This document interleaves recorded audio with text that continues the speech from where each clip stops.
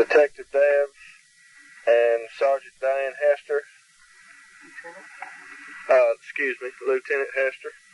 This is Monday, 5th month, 10th day, 4:20. We're talking to Narlene Hollingsworth at 203 Sycamore. Telephone number 735-0827. In reference to information she is giving us on what she saw on a Damien subject and a L.G. Hollingsworth. All right.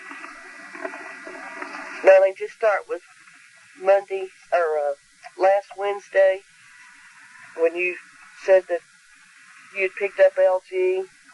Just start from when you picked him up and go from there. Okay, LG. I was supposed to pick LG Hollingsworth up at home. Which is? Wednesday morning. Okay, but instead, he come to my home about 9, and we left from there looking for him in Tappan Job. 9 in the morning. Right. Okay. So then we found the job, and we went back home. And he said he had to be home by 4:30. So he was kept on around and running around my house wanting to go home. So I said, okay. So it was 20 after 5. Wait a minute, 20 after 4. Yeah, it was 20 after 4, and when we left my house, I took him straight to Macaulay, where he lived. All right, we just drove by that address, and it was 714 Macaulay Circle. Okay, is that correct? 714 Macaulay Circle. Okay, then I left him, and the street I took led me straight down to Weaver School. And that was going Macaulay Circle back to Holiday Drive. Right. Then back south on Wilson to East Barton, which you took a right, and you went back west on Barton. Right. And that's when I seen the three little boys on the bicycle. All right, describe these boys you saw. Where were they at when you saw them? Okay, they were just before you get to Weaver School, and then they was going so fast on that bicycle. And then they come out, one of them come out in front of me, and I hollered at him and told him that he needed to get out of the street, because, he was getting run over. Describe these boys that you saw. Okay, there was 2 smaller boys and a heavy-set boy, a little heavier than the rest of them. And the little heavy-set one was a little bit darker hair than the rest of them. If I'm not mistaken, the little heavy-set boy had on a pair of green shorts with some black in it, with black and white tennis shoes on them. But I think they all 3 wearing shorts, but I'm not really sure about the other 2, because I got a good look at the little dark-headed boy. That's the one I really can describe better than the rest. Okay, were they all 3 on bikes? They were all 3 on bicycles. Yes, they were. And nice bicycles. What did the bicycles look like? Well, one looked like some black in it, and I believe one of them had some light green in it, if I'm not mistaken. But all 3 of those boys were together. There was 2 in the front and 1 in the back, 1 behind the rest. And they were flying on the bicycles. And I told them little boys, I said, you ought to go home. And that little boy said, no, we're going to play for a little while. So they was headed, what is this street down? What now? No, it's just Barton. Down Barton, they was headed away from their homes. And because I know they lived back the other way, because Sheila, a lady lives in the park, told me that they did live back the other way when I spoke to her. So they were going away from their homes. I never saw them little boys again. But I did see something later on Wednesday night. That really okay, now did you go home? Did I go straight home? After this? Yes, I did. Yes, okay. I did. I went straight to my house and cooked and did what I always do when I go home that time either. Okay, what happened was Dixie Hollingsworth had asked me to pick her up at where she works at a laundromat. She said, will you pick me up? I'll get off at 10. I said, yes, I will. And where's that laundromat located? That laundromat is right there on England. Okay. Okay, so is that the one next to the Flash Market? Yes, it is. It's right there. Okay. Okay, I got dressed, ready to go, and my husband went with me, and my children went too. And on our way, coming down like you're going to go to Love's, I saw Dominique and Daniel coming down the street. What time was this? This was exactly 20 minutes till 10. Exactly. Because we had to watch and we know the time. Okay, they had dark clothing on, and they was not clean. You said one time that they were muddy all over? They did have dirt on them, yes, they did. They did have lots of dirt on them. Now, which way were they walking? They was They was coming back toward Lakeshore this way. Okay, they were headed back west. As you were going east on the South Service Road, they were walking back west. And you said they were by a yellow marker on the road? There was a yellow sign thing up in some stick standing up. And then they was just before they got to there. That's where they were. Okay, as we were driving back, she pointed the stick out to us, and it's right there on the off-ramp for 7th Street as you go east down the interstate. The off-ramp onto the South Service Road is where the yellow stick and marker was. And they would have been on the south side. And they were on the south side of the South Service Road heading west against the traffic. Okay. Where they'd been, I don't know. But at that Who all was with you when you saw these? Tabitha Hollingsworth, Ricky Hollingsworth, and I believe Mary Hollingsworth and Lou Rick Hollingsworth was in the car. I think all of us was in that car together that night. Are those all your children? Yes, they sure is, my whole family. Your husband and your children? Right. Okay. And didn't you say that you also were you driving? Yeah. And you say you turned your bright lights on when you saw them so you could definitely see them? So I could get a good look at them and see who they were. Yes, I did. And I said, that's Dominique and Dave. Looks like that. But Lisa said, no, don't look like it is. And I got a close look and I said, it sure is. All right, these people are known to you. Is that correct? Ma'am? These people are known to you, Dominique and Damien? Yes, ma'am. I see them all the time. How long have you known them? Well, I don't really know Damien because I don't go around because all the bad things I hear about him. So therefore, I don't let my children go around him and I do. And Dominique, I've known Dominique all her life because I used to hold her on my hip when she was a 6-month-old baby. She lives behind your trailer there? Yes, she does. At this time? Right. Okay. She lives in my sister's trailer, Pamela Hollingsworth. Okay. What did you do then after you saw them? Well, I was upset about it, for them being out that late and around that area, but you know, I was wondering what they were doing out at that time of night. But my husband told me to quit worrying about it. That they're out all the time. He said he sees them all the time. So he told me to quit worrying about it. So then when I talked to Dixie Hollingsworth, I got to the laundromat. She said L.G. Hollingsworth had just left them there in some car. And I said, oh, that's funny. She said, it is. I said, yeah, to me it is.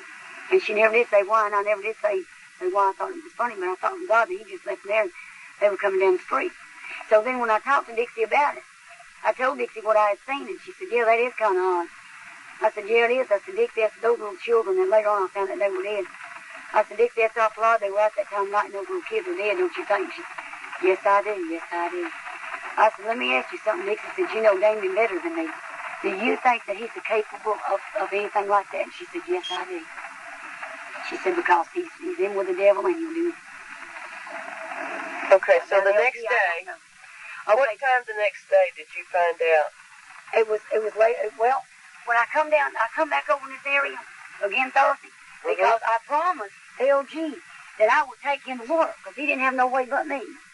Okay, when I come back down the street, I seen a white car that belonged to I guess a policeman or undercover car, you know, and there were two others out there too, and there was a crowd of people gathered around. And I said, oh, that's unusual. You're talking about right here at the corner? Right back down here. Corner of Barton 14th. Right. And I said, oh, something bad happened. I just know it. And LG was in the car. About what time of day was that? Oh, let's see. It was, well, he had to be at work by 10 o'clock. 10 o'clock in the morning? Right. Okay. So they were all gathered up there, and I didn't know what was going on. I had no idea, you know. Somebody beat me. Okay. So anyway, I went on down, and LG was getting looking around, looking back, and said, yeah. Get me on to work. So anyway, I went on and got him on to work. So then later on that day, he got off from work early. What time? I don't know. I know he come to my house about 2:30 or 4 to 3. Okay. And I thought he'd be working later than that since he didn't know when he came. But anyway, my kids started hollering about those kids. You know. Oh, I know about those kids. So this was after school sometime? Yeah, it was definitely after school because my kids had already made it home. All right. You know.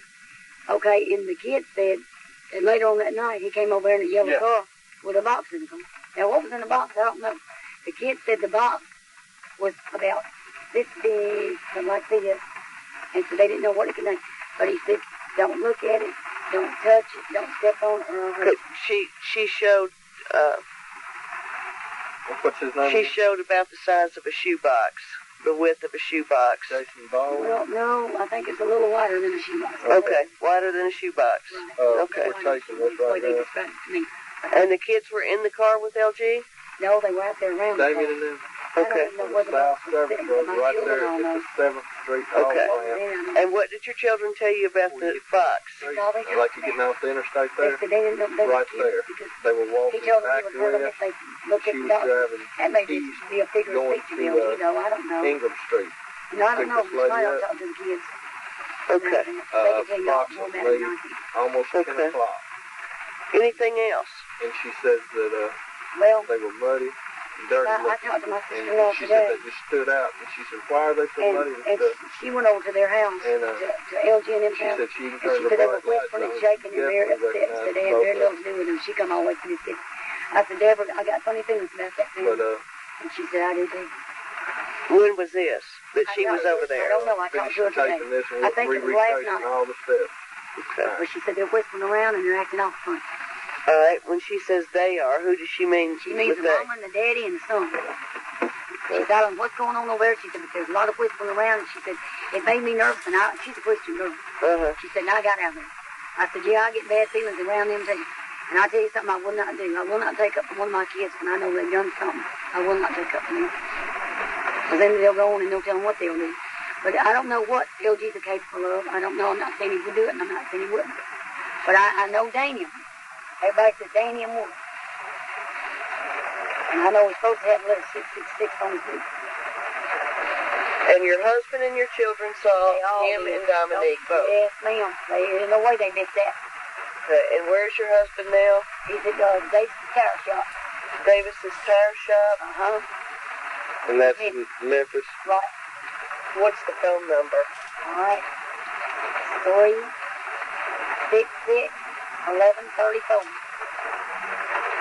And what's his name? Ricky Hollingsworth. He sure is scary. He's scared somebody's going to kill him. What are his working hours? From 7 in the morning till 7, well, from 6 in the evening, because this one almost till 7 because he gets home at 7. So he gets off at 6 o'clock. Okay. You think of anything else?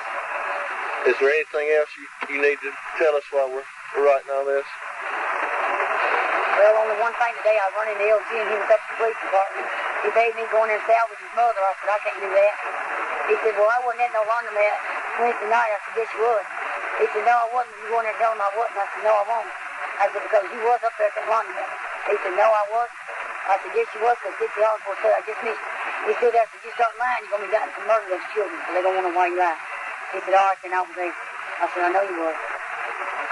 And I don't know why. And that was after, And then he came out. and that was Thursday? That was today. Today? Today.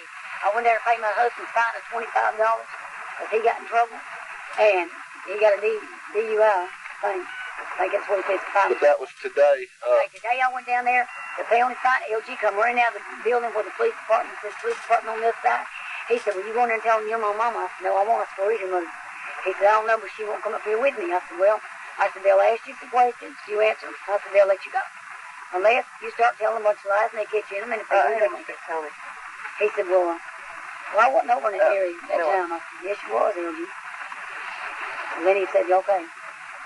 And I was. I said, I know you was. Okay. He said, but you start saying that Damon, you're going to get in trouble. I said, well, he said, the mama's up there stating that Damon was with her all the time. I said, well, then the mama's a liar, ain't she? He said, you seen him coming down the street. I said, yes, LG, and I'm not lying for him. I'm not scared of that boy, and I won't lie. He said, well, go ahead and get yourself in that kind of trouble, and I'm going to take care of LG. I said, go ahead, take care of LG. Go over to Memphis. That's all. Ricky Hollingsworth doesn't get off till 7 to 9. All right. You want to call Is there anything else that you know of we may need? 366-1134. The only thing bothering me is them coming down the street in that box. They claimed LG had, and LG didn't want to open it. Confirmed. She thinks maybe he might But you said it smelled horrible. The kids did. The kids said that's why they And what day was that on? That was Thursday evening, real late Thursday. It's late, because if that school kids had done, had already got out. Don't you maybe call him to see if he'll see you Okay. later. And in court Friday, he said he had to get rid of that car and get it back to the person that owned it. Finally, the person walked in the courtroom and got it. He said, I'm getting my car. I have an address on What did he look like? He was short and heavy and dark hair. Oh, no. And that's Jason Baldwin, that all guy I can tell you lives about in him. town. That's the one He's that short. He was kind of short. Yes, he was. About what age was he? Oh, he looked like he might have now. been in around 45, 50 years old. 45, 50? Right. Okay, all right. I think Okay. Charlie's getting that now. All right, bye. All right. Well, But I don't know anything else right now to tell you. okay, it's 4:36, and we're stopping the tape at this time.